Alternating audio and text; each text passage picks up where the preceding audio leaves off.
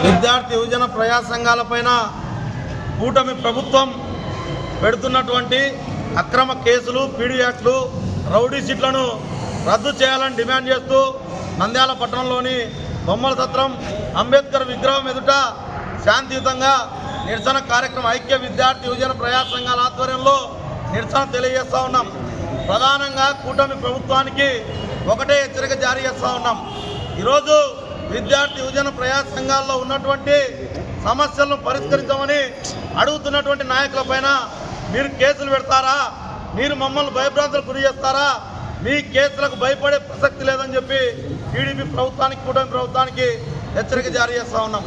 అంతేకాకుండా ఈరోజు రాష్ట్రంలో కూటమి ప్రభుత్వం అధికారంలోకి వచ్చిన తర్వాత ఒక ప్రధాన అజెండా వైఎస్ఆర్సీపీ నాయకులపైన పెట్టుకొని రెడ్ బుక్ రాజ్యాంగాన్ని ఓపెన్ చేసింది.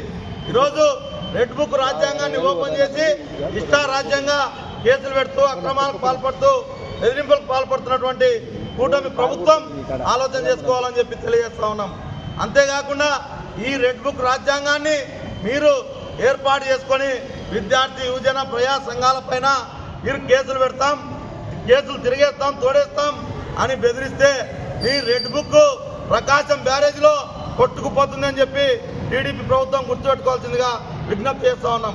కాబట్టి తక్షణమే ఈ రాష్ట్రంలో విద్యార్థి యువజన ప్రజా సంఘాలపైన నిరంతరం ఉద్యమాలు నిర్వహిస్తూ విద్యార్థి హక్కులను, యువజన హక్కులను ప్రశ్నిస్తున్నటువంటి విద్యార్థి యువజన ప్రజా సంఘాలపైన కేసులు పెట్టడాన్ని మానుకోవాలని, లేని పక్షంలో మీ ఎమ్మెల్యేలు రోడ్లైనా తిరగనీయం, మీ మంత్రులు, మినిస్టర్ల ఇళ్లను కూడా ముట్టడిస్తాం.